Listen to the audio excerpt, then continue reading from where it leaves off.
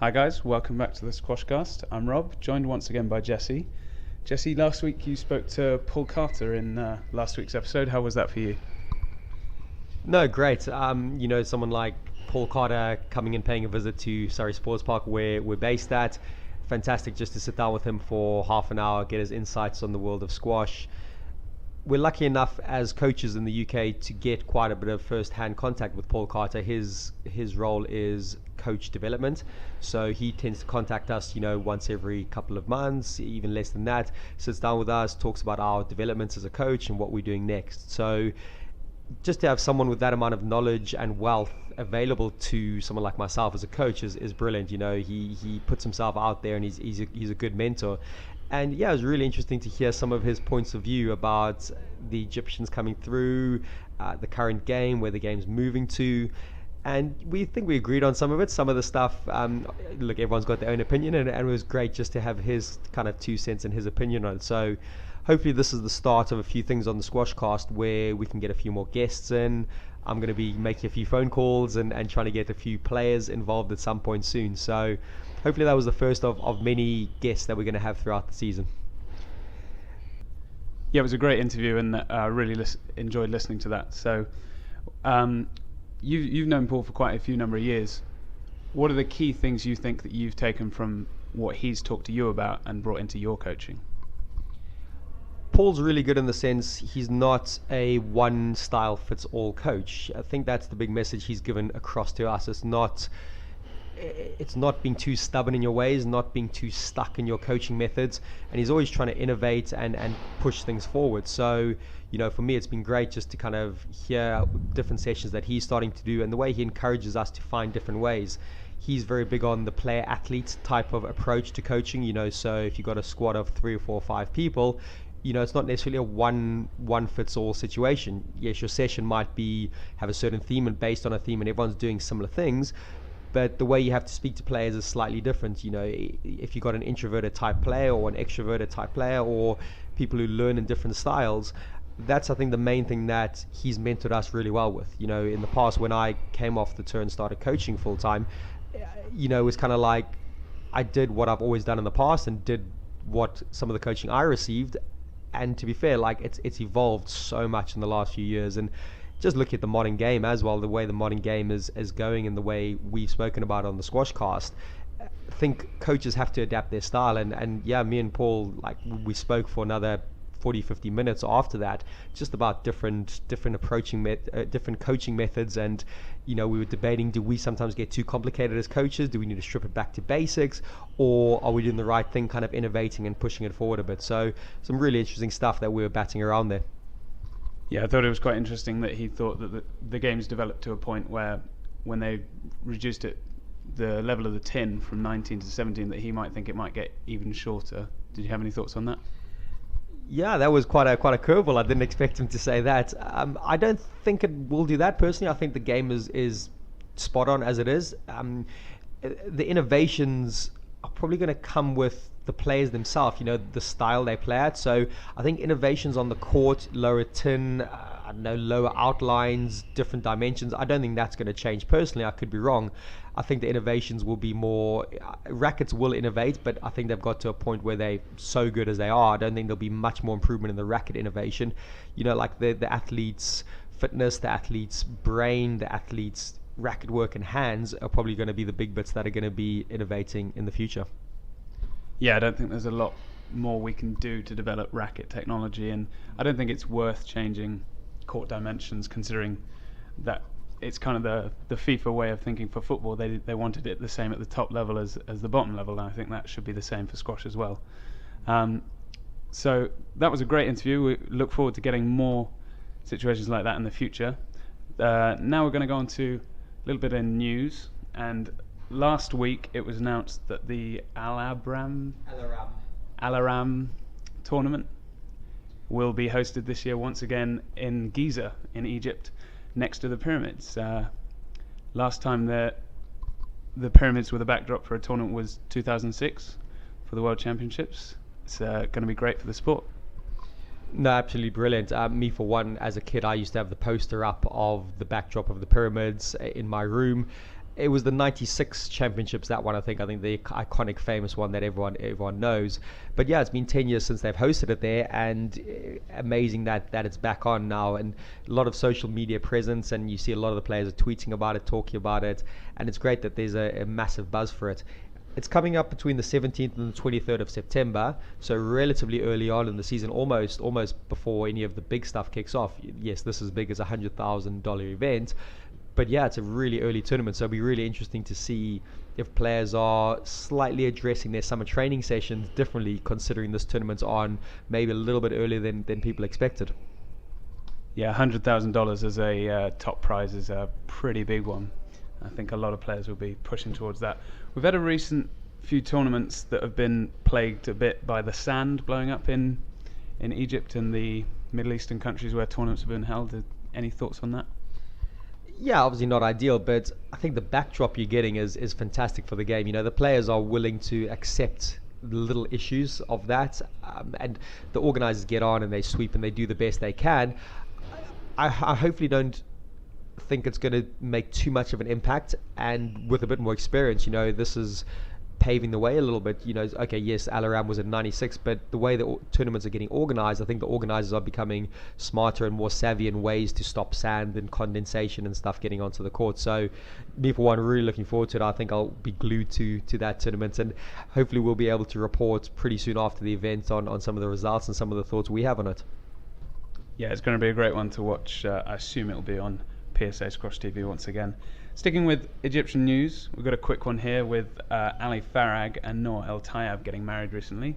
That's great to see two young squash players getting married. It's not too common to see people from the tour getting married. You don't see it too often. Yeah, no, it is unique in a way. Stuart and Vicky Boswell come to mind as one couple. They were a little bit older when they got married. James and Vanessa, a similar one, James Waldrop, Vanessa Atkinson. So yeah, no, it's great to see, and I think I used to hear stories of more of a team sport, but professional football teams, the manager would love the players to get married quite young and quite early on, because it would actually settle them down a little bit. It would go, right, they're not on the lookout or the hunt for the party or where things are at. So it's just, yeah, good to see, and they seem like a really good couple of people, and again, a lot of social media and a lot of interest from other players congratulating them about it. Was your coach ever worried about you getting married too young? No comment so far, Rob. Fair enough, yeah. Just for myself, a little shout out to a fellow countryman, a fellow counterpart, a fellow rival on the tour. Steve Coppinger recently won the South African Nationals, I think it was last week, and that's the 8th time he's won it. I believe that's the record now, so he's really kind of getting his name on that trophy really solidly. But, and yeah, just fantastic for him to do so well. He's currently world number 24. I know he listens to the Squashcast, and a big thank you for him to doing that, and he's a good supporter of this. So well done, Cops, and good luck for the season coming ahead. Was that a big rivalry between the two of you, or was he ever too good for you? It was a strange one. I was a few years older, and I used to, I think he'll maybe admit this, I was the stronger player, younger. He comes from Kenya, I came from Zimbabwe, and then we both eventually started playing for South Africa. And yeah, to be fair, he surpassed way more than I've ever done, and credit to him. You know, when he did overtake me, he really kind of staked his claim. I think up until that point, I was relatively dominating, you know, maybe 3 or 4 wins against him, and then it got really close. And then once he got ahead, he really kind of pushed up and got to the higher ranking. So credit to him. And yes, it was a healthy rivalry. We were always pretty good mates, and whenever, you know, he's in the country or we're close by, we tend to meet up and see each other. That's good to hear.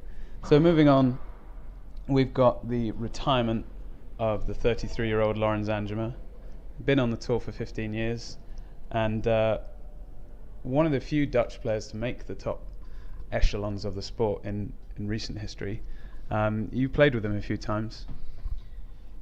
Yeah, fantastic player. I would go as far to call him as one of my good friends on the tour. We shared rooms together.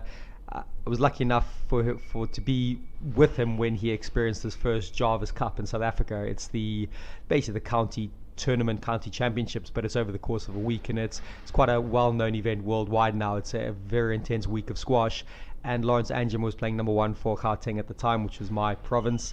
I was the number 2, and Yeah, there's some interesting stories about that Jarvis Cup, which cannot be repeated. But no, he was a very good boy. He held himself in high regard, and he made some really good friends in South Africa. He went on some amazing safaris, and he talked very fondly of his time there. And it was just great to be part of that experience that he had, and we were pretty close at the time, and knew each other quite well.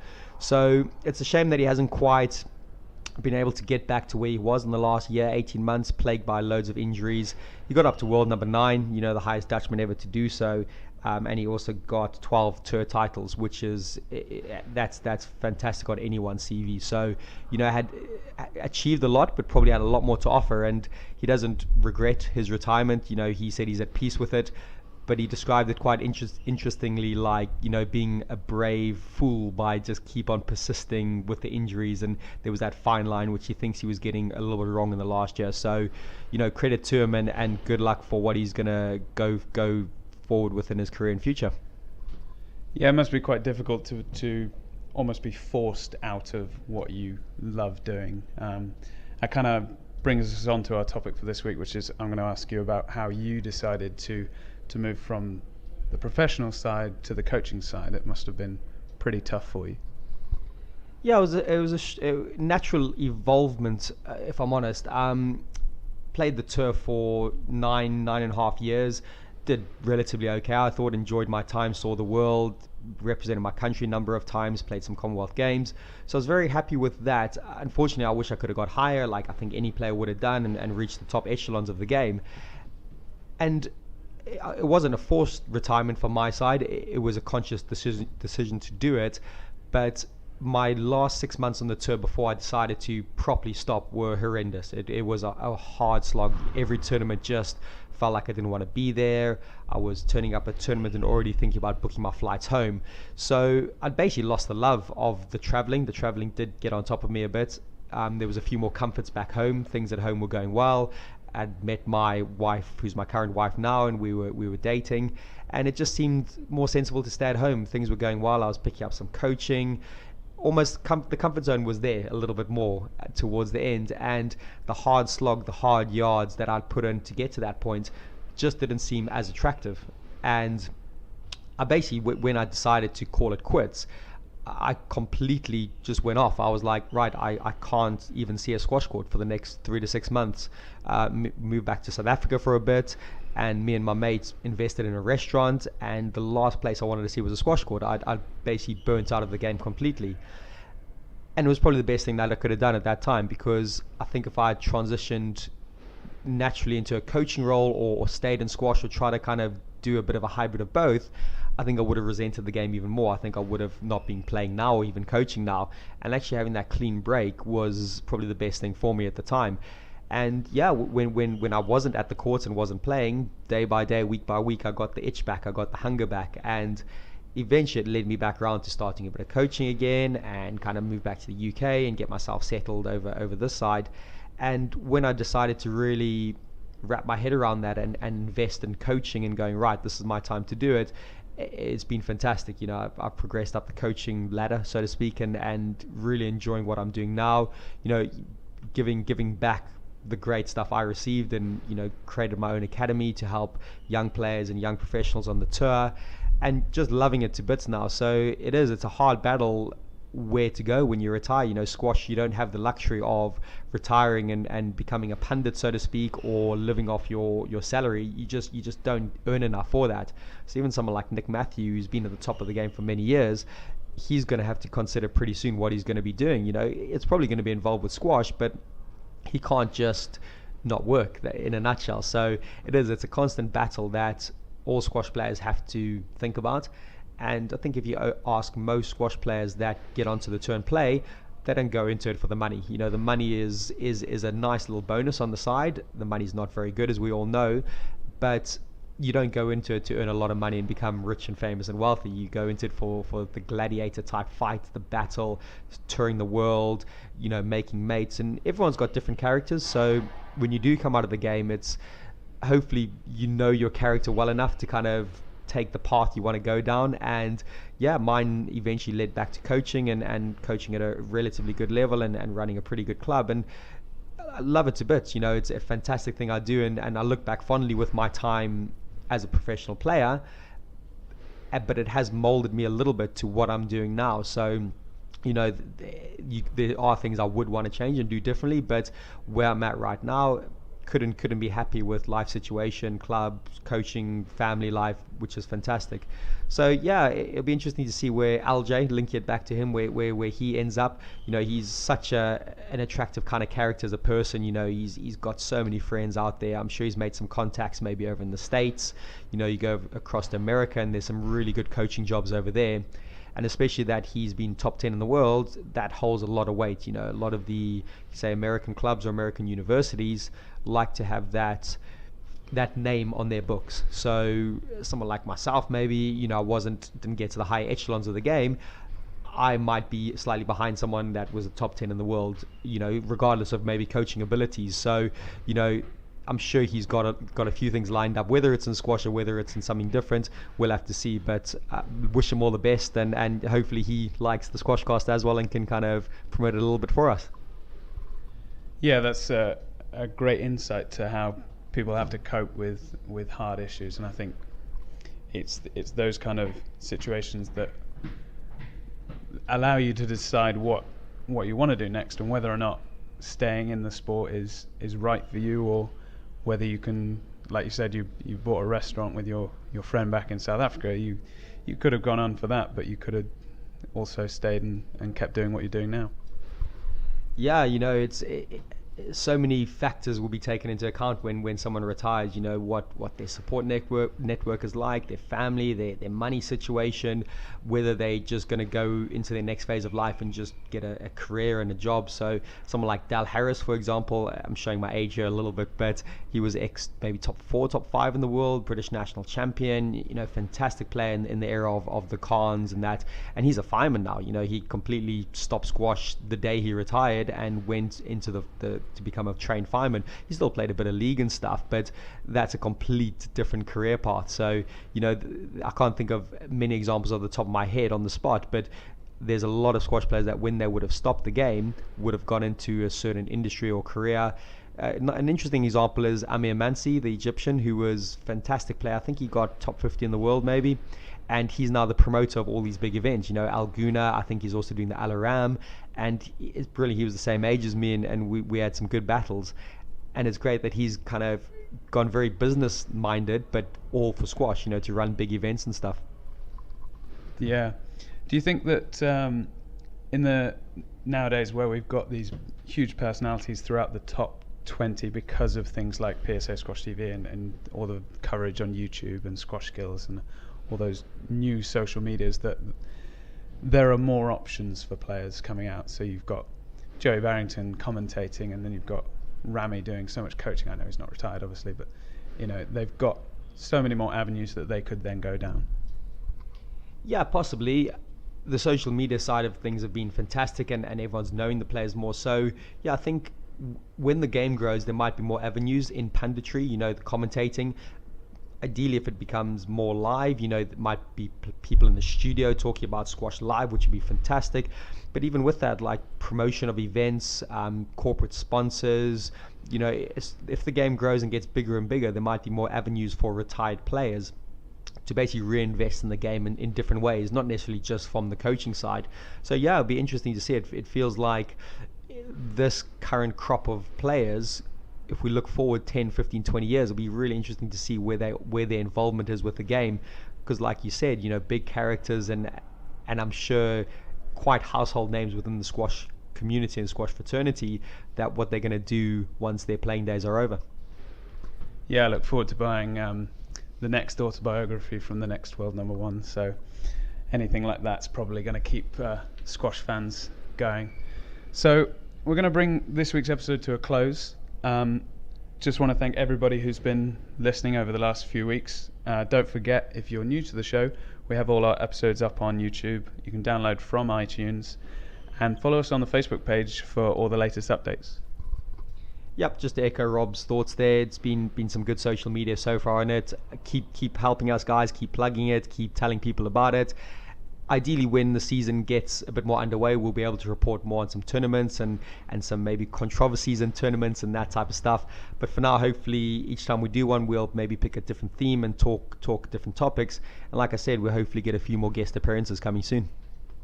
So yeah, keep your eyes out for all the latest news and possibly some special guests and maybe even some giveaways in the next few weeks. So thanks very much for listening. See you next time.